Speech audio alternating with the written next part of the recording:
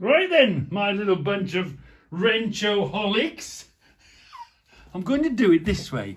I'm going to see if it's going to work this way. So hopefully you should just be able to see this space here. Well, I'm going to go through them really, really quickly because there are 21 of them, yeah. And this is my birthday, my 65th birthday present. Woo! Look at this! Wow! Look at these pair, black one and a red one and a black one. Walworth. You know we all call them Stilsons, don't we? Well, I'll do a film for Mark. I'll show you the book that tells you that the man called Stilson worked for Walworth. And he said to him, oh, I've just thought of a new wrench or whatever it was. So these are the original. Walworth comes before Stilson because Mr. Stilson worked for Walworth, and Walworth made them, and together that's how they came about, according to the toolbook, the history. Now, I've been told that they're made in two different factories. The red handle is one factory and the black handle is another factory. And you can see how, you see this mark here is different. And you can see, look, that they are made, not so much different factory, but they are made differently. Can you see this is number 8. This is, if that was facing that way, this was made by a different machine or a different casting or whatever. Because if you do them that way, the 8 is there, and this is slightly different, but that could have been changed. But if you do it that way, see the difference? So not the same. I don't know the process. I don't know how they would have made that, but that machine that did that isn't the same machine that did this. So they have been made. So one was one factory, the red one was one factory, and the black one was the other factory. What do you think? Have you heard that? Do you know about that? Here we got a little parrot. Yeah, just a standard little parrot. That's like an F wrench, but they call it a parrot. There's no markings on that one. Wow, you're going to see some fantastic stuff today. Look at this one. We will, if there's a particular one you want to see, I'm going to try and get through these pretty quick. And we'll each wrench deserves a film all of its own. So let's quickly get through these because I've already forgotten what time it is. We've seen these, haven't we? Yeah, we've seen these. I've got one of these actually, but it's slightly different writing. We'll have to get that out. But it's the very same thing. It's the very same thing, but there's different writing. It's got the Dolliston, different name or whatever it is. I seem to remember about that. So look at these beautiful monkey wrenches. We've got some, but these seem longer. These seem a longer and a different date and a slightly different style of wrench. But what do you think of those wrenches? Woohoo! Slightly different type of handle as well. So they've all got history, they've all got stories, they've all got a date to be found in them. So that's longer still, look. They are righty-tighty, lefty-loosey. Remember, I've got some opposite thread ones, slightly different sorts of handles. Oh, and we've got these. Look about that one. Wow. And then we've got another little one to go with it, look. Isn't these beautiful? Now we've got a name on these. This one says, February patent, February 2788. We'll have to put the big magnifying light and all that on there. But we've had a pair of these. Yeah. And we've had this one, British made, King Dick. just like a standard F wrench, a King Dick F wrench. We've got another one of those somewhere now. Here, there's a pair of these, well, a big one and a little one. I'm sure there's a middle one as well. These are made, we'll have to have a closer look at these under the lights, but these are made in the USA. Yeah, these are American. So we've got a slightly bigger one with a flat bar on the end, and this one, slightly smaller one. Again, each one needs to be looked under the glass, under the microscope very closely to have a look. Now, this one's quite rare. King Dick, yeah, broad arrow, but can you see on the top what's really rare is it's got war finish on it. You don't find, these are difficult to find, these war finish ones. Yeah, we're getting there. Again, they're called railway wrenches, aren't they? This is the one with the, I think this is the one, when you take it apart, there's a H on here and a H on there. Yeah, but again, a lovely, beautiful wrench. We've got ourselves another monkey wrench, slightly different design on it. Yeah. Have we found any names or numbers? Again, we have to look closely at that. Here we've got another one. What are they called? Railway wrenches with a hammer and a mark.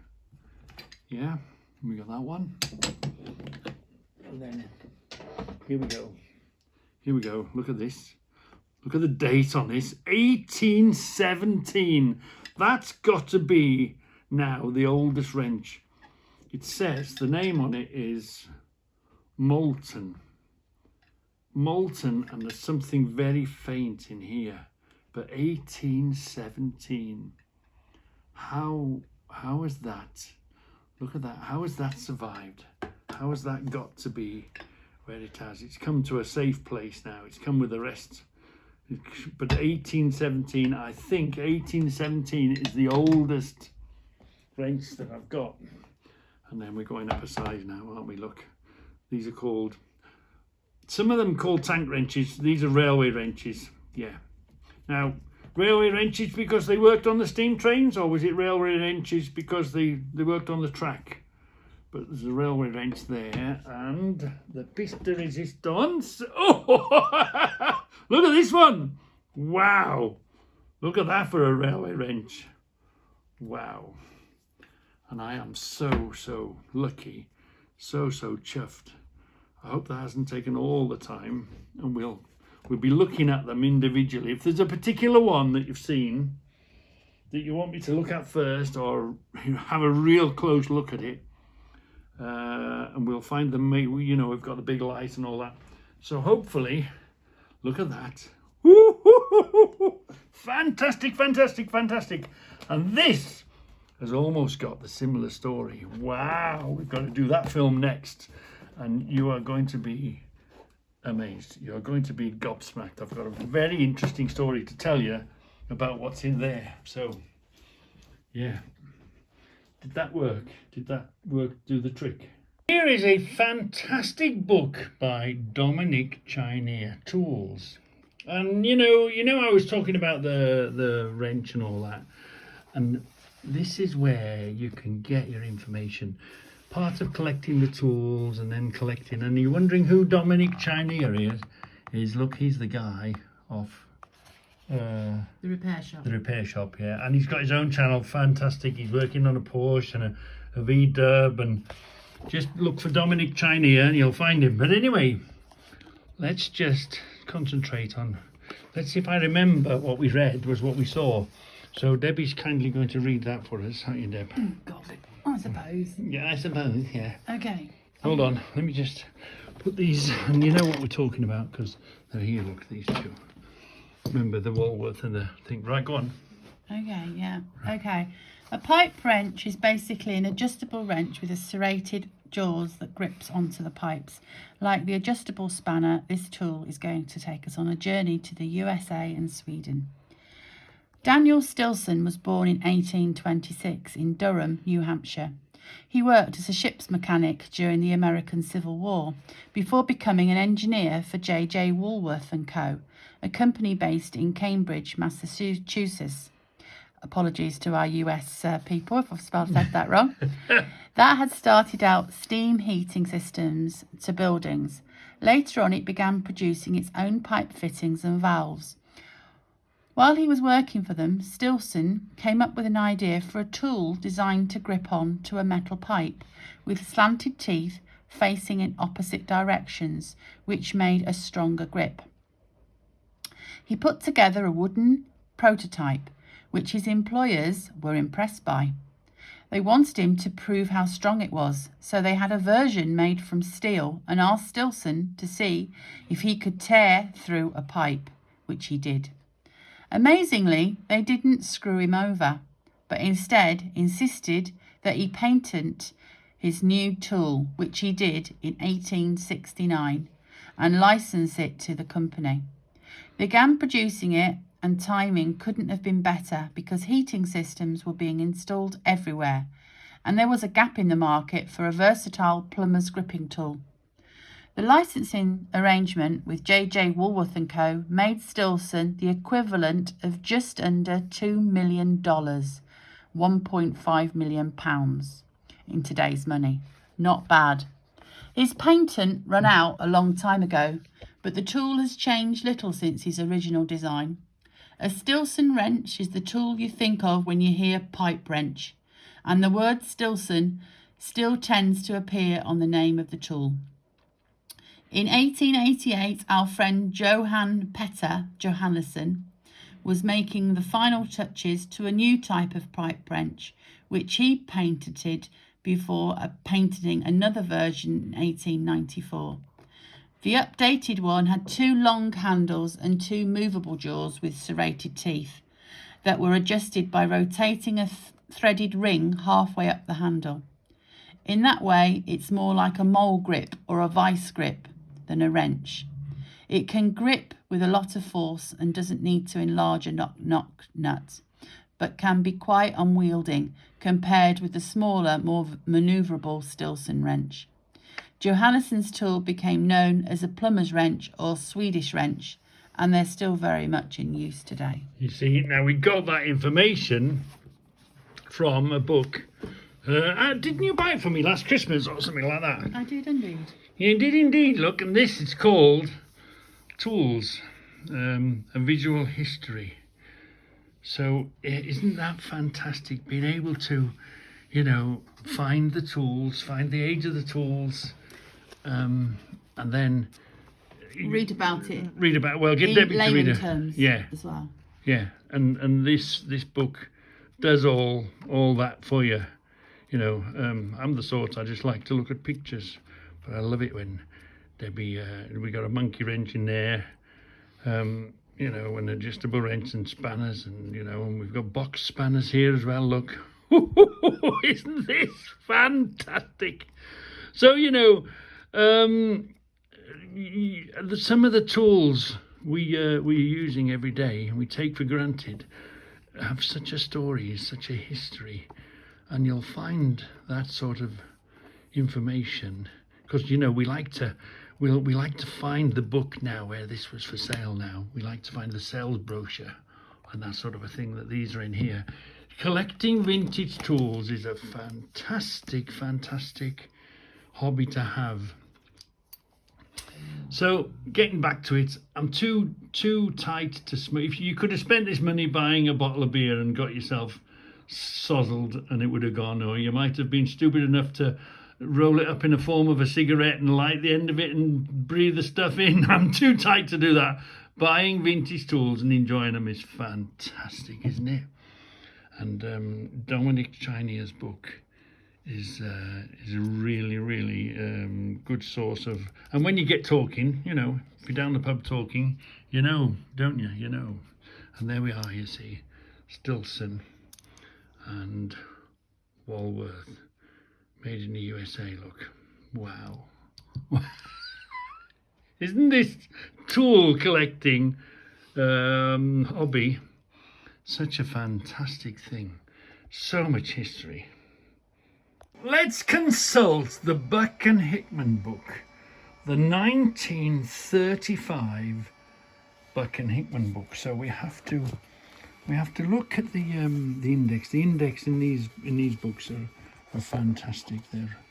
You can find it by the tool name, and you can also find the makers in here. The indexes are amazing. So let's look for wrench here.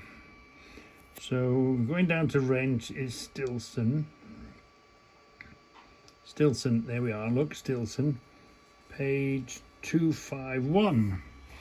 And just a little message to the person I bought this book off on eBay.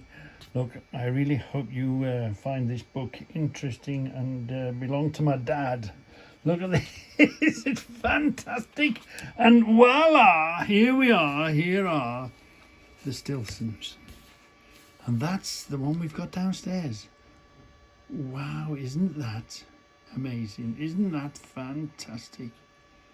And I think it was when it was transitioning from when it had a wooden handle to a steel handle. These wrenches are made in two styles, wooden and steel handles. Look at this, isn't that fantastic? And look at the sizes of them and what's available, and even the price of them. So it's a whole and complete hobby to have, and that's only in 1935. And it's lovely tracing them through the books, you know, how they've changed or haven't changed, or you know, how much, what the price point has changed on them. So yeah, fantastic.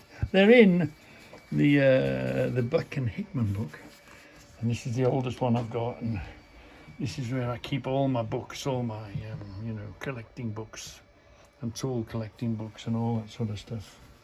Yeah, I collect Buck and Hickmans and any sort of tool books. Them sort of you can land on. Lovely. So let's go and have a look at that other. Let's go and make another film for you.